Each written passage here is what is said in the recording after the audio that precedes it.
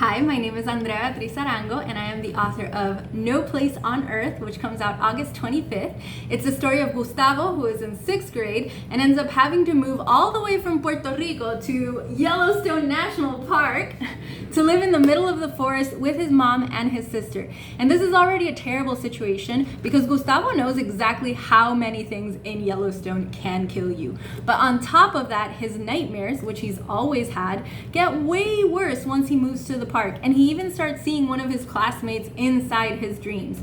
This is my very first book written in prose. If you've read my other stories, usually I write in poetry, in verse. This one is in chapters, in paragraphs, although it does have a little bit of poetry in it too. So today I'm going to read to you from the very first chapter, and if you like it, I hope you'll check the whole book out. So, chapter 1. It's an impossible choice. In front of me is a growling wolf. Behind me, a huffing grizzly. Both clearly want to rip me to shreds and eat me for dinner.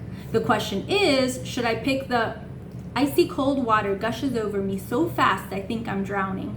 I sputter in my seat, eyes darting around wildly until I realize that I'm in Mrs. Roman's classroom, that there is no bear, there is no wolf. Diego and Javi laugh and fist bump each other. Te dije que the water would work, Diego snorts. Funny, very funny, I mutter, standing up and grabbing my backpack. The wall clock says 2:35, which means I slept through the dismissal bell. Why would Mrs. Roman just leave me alone here? On my last day, too. I walk out of science class as Diego and Javi fall into place on either side of me. Javi nudges my shoulder. No te molestes. We just wanted one last prank. Mrs. Roman said we could. I roll my eyes and shove them both, but I don't mean it. Not when they actually did me a favor. Dying was not on my to-do list for today. We hurry down the maze of open-air corridors, and by the time we make our way to the school parking lot, all three of us are sweating. I've lived in Puerto Rico my whole life, but I don't think I'll ever get used to how humid it is here, how heavy the heat feels. Today, the breeze reminds me of the stinky wet air at Titi Ingrid's house, how her dog pack pants loudly in my face whenever we visit. She insists they're just being friendly, but I know wild animals when I see them. And right now, it feels like the whole island has been swallowed into a feral dog's sticky hot throat and then burped out. Ugh, nasty. Diego, Javi, and I shuffle over to the curb where most of the 6th graders are waiting. The 4th to 6th pickup line is already backed up, the long line of cars winding around the red flamboyant tree in the center of the redondel. I squint into the afternoon sun, but Mas Toyota is nowhere to be seen, even though she promised she'd come grab me right after school. Then again, she promised she'd consider letting me stay in Puerto Rico with Pa, and that isn't happening either.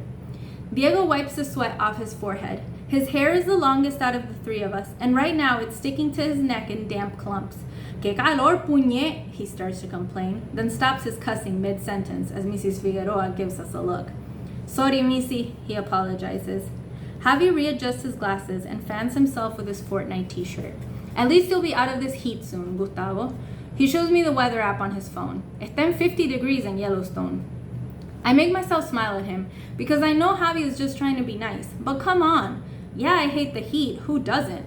But my move to the United States tomorrow is the last thing I want to talk about right now. Besides, doesn't Javi know that colder climates are actually way worse? I'm pretty sure people die from cold exposure all the time.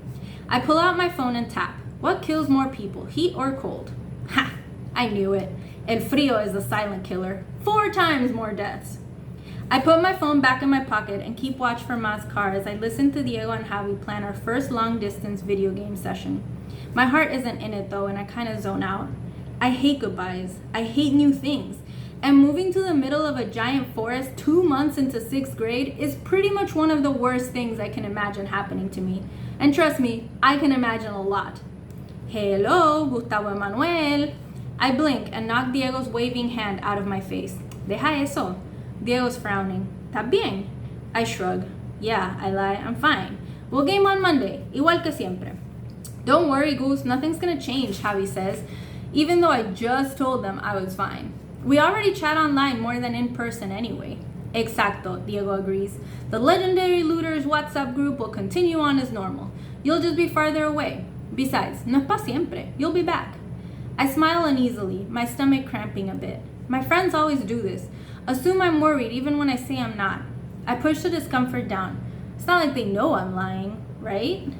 I'm about to change the subject when I finally see Ma pull up a block away.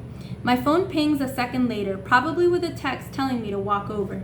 I half hug Diego and Javi goodbye, promising to log on to Fortnite in a few days, and then shoot my school one final look. I've been coming here since kindergarten. It's hard to believe this is really it. No more arroz con salchicha plates at lunch or hide-and-seek games before homeroom. I'll miss this place. It's not forever, Gustavo, I remind myself.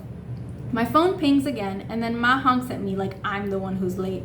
Que pantalones. I grip my backpack straps tightly and walk out of the school gates. By the time we finish braving the school dismissal traffic and get home, the house is full of people. Cousins, aunts and uncles, my grandparents on both sides. Did everyone leave work early or something? I'm halfway through the room, kissing cheeks as I go, by the time Pa shows up with a stack of Facio pizzas. Pizzas! Like this is a freaking birthday party! He still has the keys to our house, but he doesn't live here anymore. Not since he and Ma decided to take a break. A trial separation, they called it. Me pone mal just thinking about it. O sea, how is Ma getting a job 3,000 miles away supposed to help them fix their relationship? I may be 11, but even I know that moving to a forest while on a break is a terrible idea. Lorena keeps insisting that it's not, but what does she know? She's 16 and has had exactly 0 relationships. It's different for her anyway. She gets to move to Yellowstone guilt-free. Pero yo? I was there the night of their big fight. I know it was about me. It's kind of hard to unhear something like that. I eat my pizza in silence, watching everyone laughing and eating like this is just a regular family reunion. How can they all be so relaxed about saying goodbye? Gustavito, my uncle Raimundo calls out across the living room. You ready for that Wyoming wilderness? Ready to have some big brave adventures? Pa laughs. Gustavo and his chapines? Not a chance. I force out another fake smile as my aunts and uncles laugh like they usually do. But like I usually do, I stay quiet. Once, at the beach, I had what I think was a panic attack after we had all eaten some pastelillos de chapín. The fried trunkfish pastries were still making their way into my stomach when I thought I saw a shark by the shore. It ended up just being some guy with a toy fin, but the damage was done. My stomach was a mess. Pa said, "Eso no es nada, Gustavo, solo los chapines dando vuelta en tu panza." And that was that. No more nervous stomach aches for me, only Caribbean trunkfish swimming around my insides. If I'm honest, I kind of like the mental image, because it really does feel like fish are constantly swimming around in my guts, especially when scary scenarios play out in my head. So yeah, I also blame that whirlpool feeling in my stomach on the chapines. That's not the problem. It's the way Pa talks about the chapines that I don't like. No sé, it's hard to explain. The way he jokes about it isn't that funny. At least I don't think it is. But every time I say something, ask him or my uncles to stop messing around, it just makes everything worse. They say I'm too sensitive, that I need to learn to take a joke. I bite into my pizza quietly, letting the laughter and conversation buzz around me. Zoning out is kind of what I'm known for, but this is our final night as a family. And as much as my tias and tios annoy me sometimes, they've been around my entire life. How are we going to have monthly family reunions with just me, Ma, and Lorena? That's not even enough people to fill up one table. Ya vas a ver, my tío Raimundo says. The forest will be good for you, Gustavo. Oh, great. So the conversation is still about me. Fantástico. Pa turns to me. Your uncle's right. Less PlayStation and more hiking, mijo. That's what you need. Get you strong and brave like your papi. I give Pa a sarcastic thumbs up, but he just laughs. Do they actually think that I'm going to move to Yellowstone and just turn into a completely different Gustavo? I'm changing my home address, not my whole personality. Here's the thing. Lorena chose to go with Ma when she got her new job. Said living inside a national park would give her an edge when applying to the best college biology programs in the U.S. But me, I begged to stay in Puerto Rico. I told Pa all sorts of things, even offering to mop and clean the bathroom and do the dishes, all those household chores neither of us would ever normally do.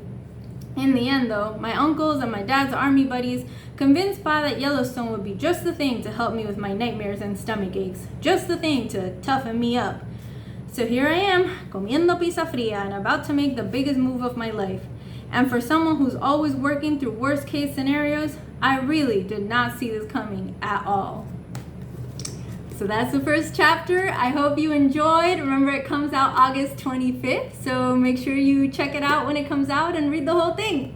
Thank you and have a great day.